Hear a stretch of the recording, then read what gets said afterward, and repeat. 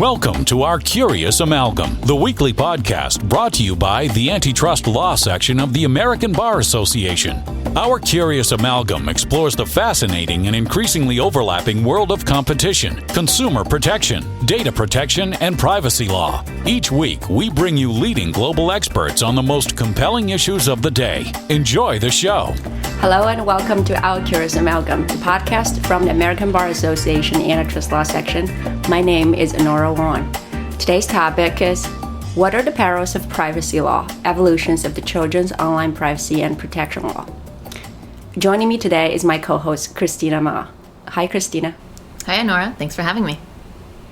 It's good to have you back. The topic for today, as I just read the title, is about a law in the United States, which is called the Children's Online Privacy Protection Law, or COPPA, which places rules on the use of data from and about children under 13, and the rules are stricter than those governing data about, I guess, people who are older, like ourselves.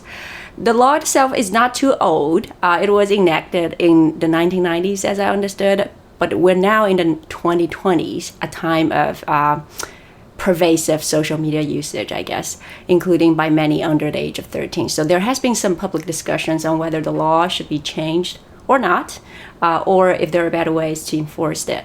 But before we actually go to that discussion, I think for people who, like you and I, myself, who initially had children, had difficulty pronouncing COPPA, we have been saying it COPPA the whole time, apologies.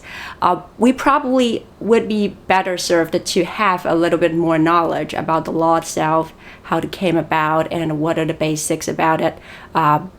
That would be great. And I think, Christina, you brought a great guest to set us up for that discussion. Would you please introduce our guest today?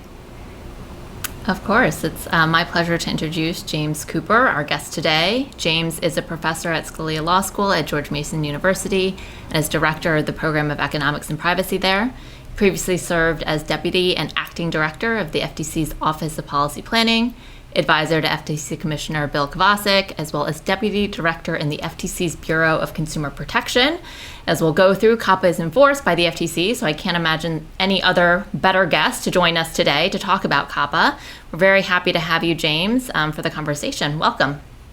Thanks, Christina and Anora. It's great to be here. Long-time listener, first-time caller. So it's exciting to finally make it to the show. James, let's go back to 1998.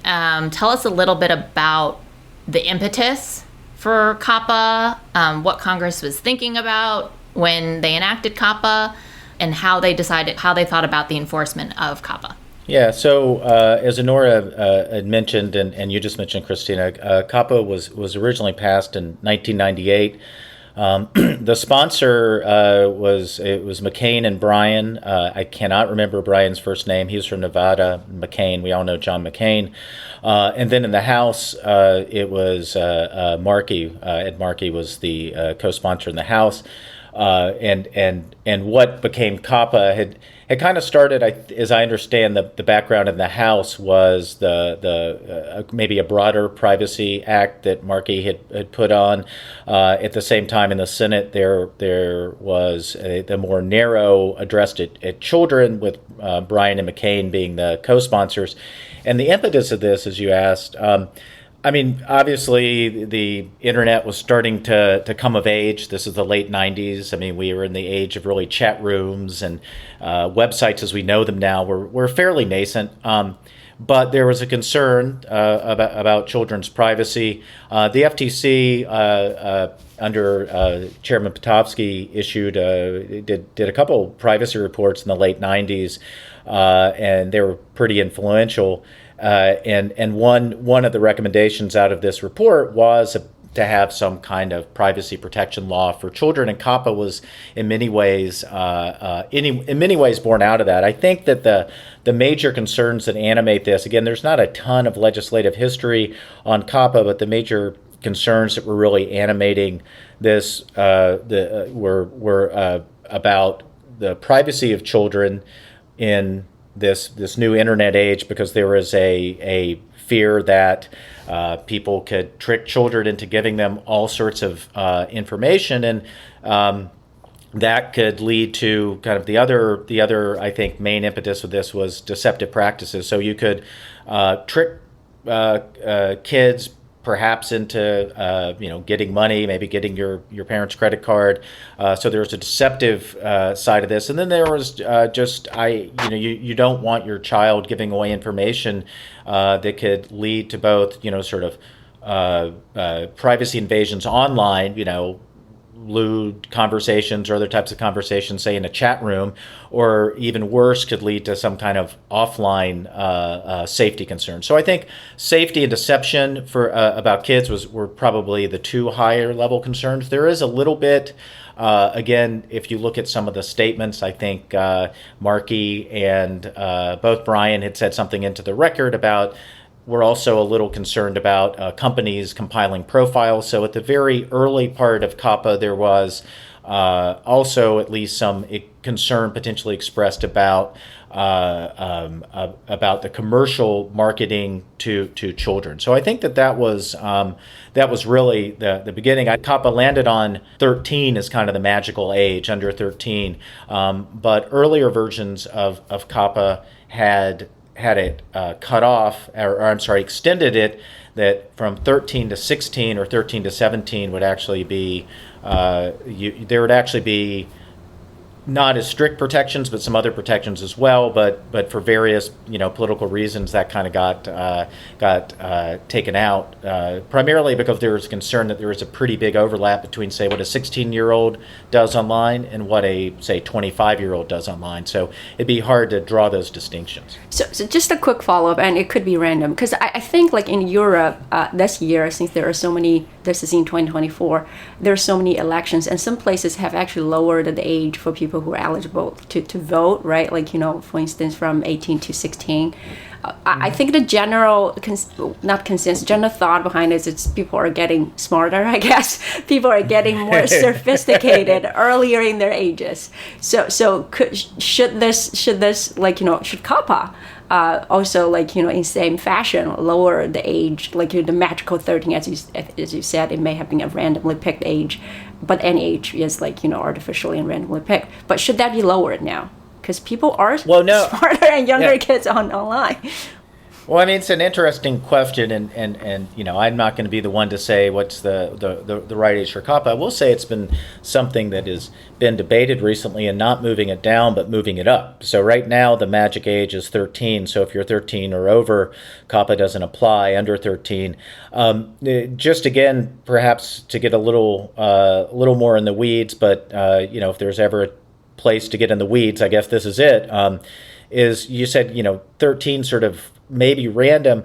Again, I think some of this came out of the FTC 1998 report. It was, at least there was some evidence, and I haven't gone back and looked at it on how good it was, that, as I mentioned, that 13 seemed to be that the an age where that scientists or whoever were studying this saw that content sort of coalesced. You had sort of an 8 to 12 age group. They all kind of watched very similar things or engaged in similar things online. And then you had kind of over that, then you start finding blurry lines between a 13 and 14-year-old maybe engaging the same type of content as a 20-year-old.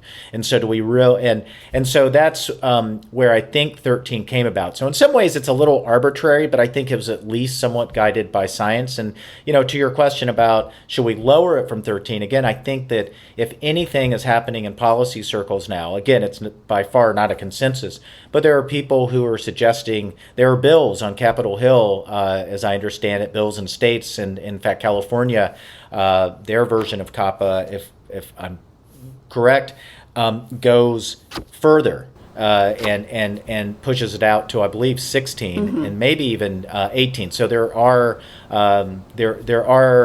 pushes actually to do to move it in the opposite direction, Anora. I think that makes sense too. So there's I think everyone can there's probably bipartisan support then and maybe even today for some degree of privacy protection, particularly for young and impressionable children. There are many ways in which you can do that, right? Even if you agree on the goal, you can sort of require people to to be transparent about their practices and say you agree to these practices. You can be, it can be advocacy, it can be statutes that require people to take proactive actions. What was COPPA's approach for safeguarding children's safety, and how has that been enforced in practice? Yeah, so COPPA gave the FTC the regulatory authority over this, and the states as well. So I mean, maybe we'll talk about that in a bit. But the way COPPA is set up, and the FTC had to make rules to implement this, is it's really a opt-in consent mechanism. I like to think that the U.S. often gets a hard time in privacy compared to the Europeans, because they have GDPR now, and they had the other regulatory regimes prior to GDPR, and all we had was just Section 5. COPPA is kind of like GDPR for kids, and in a lot of ways, because what it does is it sets up this regime. It covers online operators, which are websites and now apps. Apps didn't really exist back in 1998, that are directed at children. We can get into more details on what that means, because that can be sort of subjective and complicated inquiry at sometimes. And if you are directed at children, then what you have to do before you collect any personal information, you first have to provide notice to parents and tell them, I'm going to collect information. Here's what I'm going to collect, and here's what I'm going to do with it. Then you have to get what's called verifiable parental consent, and that's kind of a term of art, but it's designed so, in theory, you can't just have a child clicking a box. Oh, do your parents agree to this? Yes, right. And so it's something. It's some mechanism that where you can go an extra step and try to make sure that it's actually apparent, and then along with that, so it's an opt-in. So again, like GDPR, it's an opt-in regime where the parents have to give the consent, and then there's some rights that come with that. The parents have review and deletion rights, so they can say, hey, I want to see what info you've collected about my child, and I would like you to delete this. You cannot condition the participation in a game or activity on giving more information than is reasonably necessary, and I think that was kind of motivated by certain things that were going on websites. That, hey, I've got this website, I've got this game with dogs or whatever it might be, and if you want to play, I want all this information from you, and so it could only be the amount of information in order to make that game work. So if you don't need an email address and a phone number to make that game work, then you can't really ask for that information, right? So, and then finally, there's a data security portion of COPPA that says if you've collected this data, you have to take reasonable care of it. That sounds still applicable today, and some of those practices you described are things that I think children still experience today, adults still experience today. Yeah. But how does this actually work in practice? So talk through ways in which some companies have gotten in trouble, maybe under COPPA, how the FTC, they can't catch every violation, but how are they enforcing it? What's been enforcement priorities for them since COPPA's inception? The FTC enforces this. They wrote rules. They wrote the first rules to implement this in 2000. The most recent revision was in 2013. They're currently undergoing a rule revision, and so what that does is, since it's a rule, it gives them civil penalty authorities, which now I think are up to about $15,000 and change, or $51,000 and change per violation.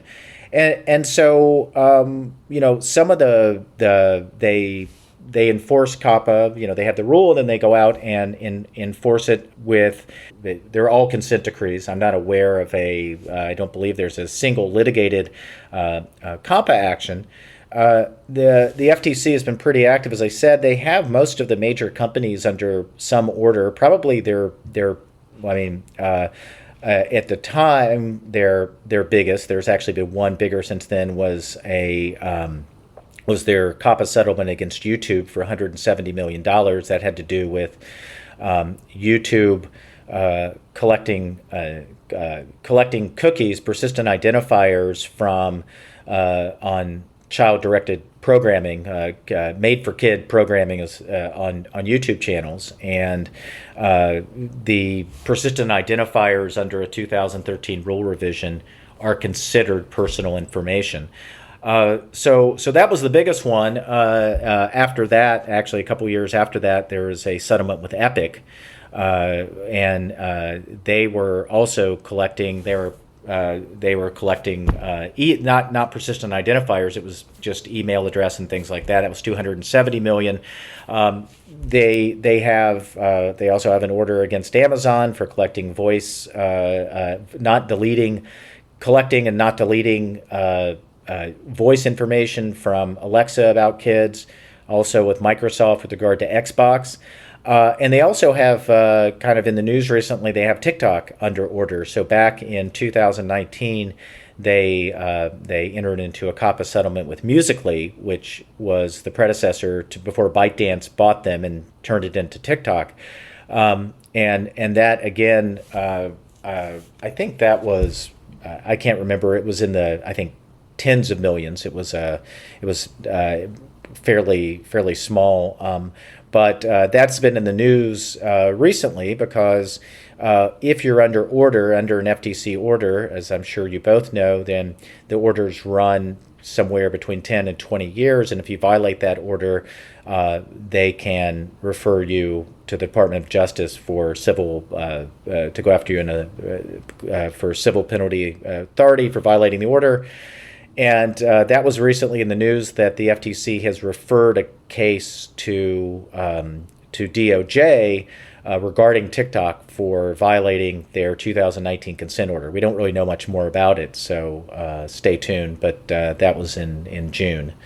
So it does appear the FTC is at least focused on sort of the big players, biggest impact, right? Because they're touching more users. You mentioned also states. How have states enforced COPPA? Are there significant state cases that you think are worth highlighting? Yeah, so the one thing about this legislation is COPPA does give the states a right to enforce. They have to inform the FTC when practical. So they say that you're supposed to inform the FTC ahead of time, but if for whatever reason you can't, it's okay to just serve the FTC a copy of the complaint along with the defendant in those cases. But the COPPA enforcement at the state level has not been super active. I believe Utah brought a COPPA case, and the YouTube case itself, I should say, was the FTC in joint with New York. So that was a joint case there. Recently, though, just in late June, the state of California brought a case against Tilting Point, which is an app developer regarding their SpongeBob and Krusty Cook-Off app. So apparently they were violating COPPA. They announced a settlement in late June regarding that case.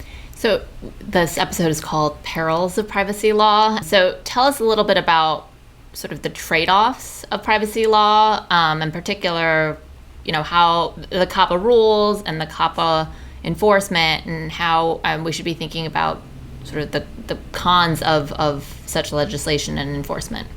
Yeah, well, it's a great question, and I'll shamelessly plug my center, the Program on Economics and Privacy, which is what we do is we foster research and education and provide public policy programming in order to kind of engage economics with privacy and data security and other competition and consumer protection issues facing the digital economy. Economics is all about trade-offs, and there are trade-offs in privacy as well. I don't think there's anybody who doesn't think that privacy is valuable, and moreover, I don't think there's anyone who doesn't think that kids' privacy is very valuable. Probably when you read surveys, most people rank privacy of their children up among the top, if not the highest priority in the privacy domain. But there are trade-offs with respect to certain aspects of the way COPPA has been enforced. I had mentioned in passing a little earlier about a 2013, the latest rule revision that the FTC did, and it was controversial at the time, is that they defined persistent identifiers like cookies and IP addresses and the types of information that firms use to target advertisements as personal information for the purposes of COPPA, which is important because it is triggered when you, as a child-directed online app or website, collect information from a child, and if you define a cookie as information and you're picking that up in order to serve an ad, then you've collected information without consent. At the time, content creators warned about the trade-offs, and that's because targeted advertisements generate a lot more revenue for the content creators, for publishers, than do what are called contextual ads. There are various estimates, but I think somewhere between three and 6 times what a contextual ad is perhaps about the average in the academic literature that's out there.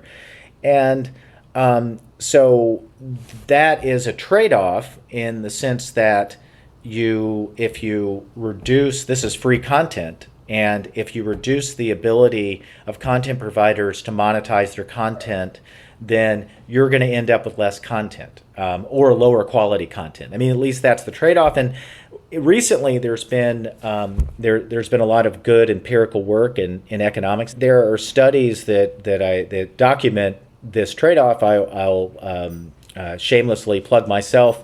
Again, I've been doing some work with Tesseri Lin and Garrett Johnson and Liang Zhang at Boston University, using the COPPA settlement with YouTube that I had mentioned earlier as to measure the impact, and because the terms of that settlement said all of the kids creators, if you're a creator of a channel that is directed at children, you may no longer use targeted advertising because that was part of the consent, and so that's gonna shut down the revenue stream. And so the hypothesis is, does that impact content? And we find pretty robustly that it does reduce the amount of uploads. It reduces metrics of quality, and there are several other economic studies that are out there that have similar findings. So it's not just us using various other natural experiments. There's Jansen and Wodfogel et al. That look at the GDPR and find a reduction in apps. The Kircher and Federer look at some other similar natural experiments with YouTube and apps directed to kids, and also find if you cut off the revenue streams by cutting off the ability to monetize, then you end up. So there are trade-offs. In the positive sense, meaning positive versus normative, that's just what the facts are, at least what the data seem to show us now. That, the economic theory would be that there's a trade-off. The data seem to suggest that the trade-off is real. Now, is that trade-off worth it for the privacy protection that you're getting from COPPA? That's a decision that's above my pay grade. I mean, that's the normative decision that Congress and the FTC is supposed to kind of hash out. Congress at the legislative level, the FTC at the regulatory level, which is what they're doing right now with their new rule revision. Yeah. So James, you just mentioned some proposed revisions to the FTC COPPA rulemaking, which I believe the notice was made in January of 2024. Can you tell us a little bit more about those proposed changes, the more significant changes, and if you think that your views on those proposed changes? Yeah, thanks. So I would say that these changes are a lot of little tweaks around the margin, maybe to help update COPPA and bring it from 2013 to 2024. I think there's several good things that it does.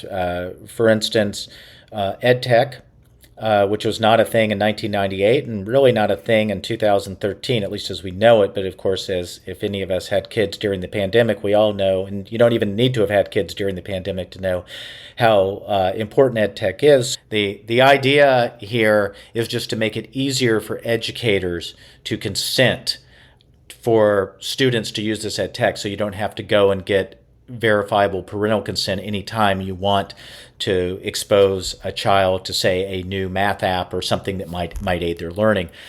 There are other parts, defining biometrics or bringing biometric identification in as a part of personally identifiable information. I think that's valuable and kind of catches us up to where we are now. Simple things like allowing, for verifiable parental consent, allowing text, allowing knowledge-based or facial recognition type parental consent. So again, bringing us up to date, some of the technologies that may not have existed in 2013. There are also some more detailed data security provisions that mimic or mirror some of the GLB, Gramm-Leach-Bliley data security revisions that the FTC has made recently. And that has to do more with the implementation of data security programs and assessments and those sort of things. So those are I think the sort of, if you call them non-controversial amendments, and I think very positive changes to COPPA that help update it and bring us into the bring us into the 2020s. I think, and my center, the Program in Economics and Privacy, filed a comment on this, and I think there are a couple of things that again bring up this idea of trade-offs that we talked about before that are potentially a little more problematic. One has to do with a narrowing the definition of internal operations exception. Now, again, we're getting really in the weeds, but I had mentioned that back in 2013, they defined persistent identifiers as personal information. And so that meant if you got a persistent identifier, you had to get verifiable parental consent if you collected a cookie. However, we all know that cookies have a lot of beneficial uses that have nothing to do with, say, sharing with a third party. It may keep something, it'll keep track of where you were in a lesson or something like that. There are various things with that persistent identifiers help with internal operations. So there was always a carve out for that. That was part of the compromise in 2013. One of the things that the commission has proposed adding as a cabin on internal operations to say that if the use of a persistent identifier that is used to encourage use, optimize attention, or maximize engagement, those don't qualify as exempted internal operations. So, you imagine, why do you collect this data? Why do you do analytics? You're trying to figure out how to make that's a huge reason of data. How do I want people to engage in my website? So you think if you're using information, not to target ads, not to sell to a data broker, but just to make my website better so people can come. Now, again, that's a very vague term, that to maximize engagement. And so, who knows how this would work out, but I don't know if I'm willing to risk $51,000 per violation to find out what the FTC means by that. I think another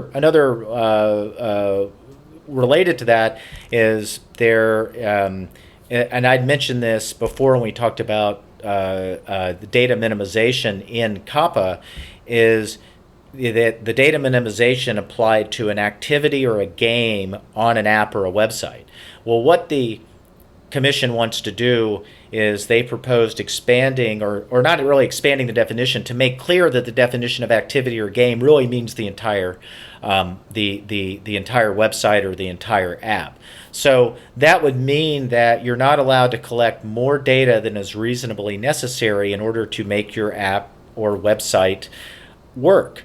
And that's it also, according to the rule revision or the NPRM, is that the language would say that verifiable parental consent can't cure that. So it's just a per se data minimization of what the commission says is reasonably necessary. Again, that's a pretty vague term, and am I going to risk $51,000 per violation to find out, am I doing, is it reasonably necessary or not?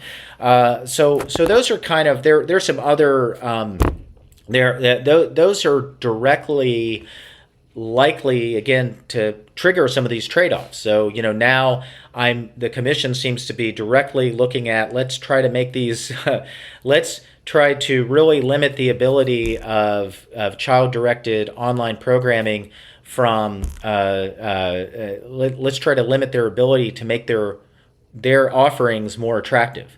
And that's in part motivated, or I don't want to get into the commissioners' heads, but at least they drop one footnote to a New York Times, say that they are concerned about kids using social media and the bad impacts that might have. And that's all. That's really all they have to say about that. Now, we as a society this is, in fact, the Surgeon General back in late June again mentioned that we should put warning labels on social media. These are bigger societal discussions.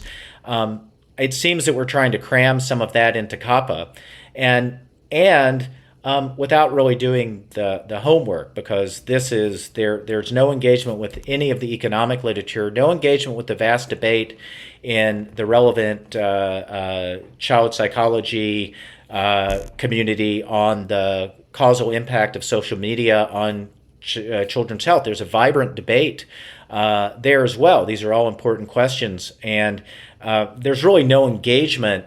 In some ways, it doesn't look like the commission did their homework to make what seemed to be kind of potentially broad strictures on the use of data to improve your content. Right. So I think those are probably the kind of, at least in my mind, the more controversial, or at least the potentially more harmful proposals. But I think overall there are a lot of really positive things in this.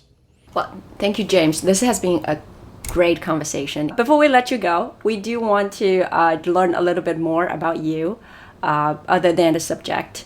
So would you tell us something that that's about you, but people don't know if they just know you professionally? I mean, there are probably lots of things that people don't know about me that I don't want to reveal. But what I will reveal to you all is, in law school, I was in a band called Wiener Dog with my wife, who was the drummer, and I was the guitar player. We were not married when we started the band, but we are married now. The band's no longer around, but yes. So that is my deep dark secret. Before you go, we have one more section, which is called the Curious Hat. And now it's time for the Curious Hat. Now, if you have been listening to our Curious Amalgam, it's an indulgence on our part to ask silly questions to our guest speakers. So now, James, I would ask you to pick a number between 1 and 19. 17. 17, okay. Oh, this is a real one. Okay. If you were given $50,000 on the condition that you had to spend it all in 1 hour, what would you buy? Oh my goodness, this is a tough one. You've stumped me. It would probably involve high-end scotch and maybe some wine. I bet I could get some very old Bordeaux's and some really good Japanese whiskey with $50,000. Yeah. And maybe buy some for you and Christina. I would very much appreciate that. Well, thank you for joining us, and we had a great time learning about the subject and talking to you. Hopefully we can have you back in the future. Thank you for listening to this week's episode of Our Curious Amalgam, a competition, consumer protection, data protection, and privacy law podcast. It is produced and shared around the globe by ABA's Antitrust Law Section. The opinions expressed by the participants in this podcast are their own and do not necessarily represent their employer or other organizations. If you like what you heard or would like to become a member of the American Bar Association, please check out what the Antitrust section has to offer at ambar.org/antitrust. You can learn more about our podcast at ourcuriousamalgam.com. If you have comments, suggestions, or podcast ideas, please reach out to us at podcast@ourcuriousamalgam.com. Until next time, thank you for listening.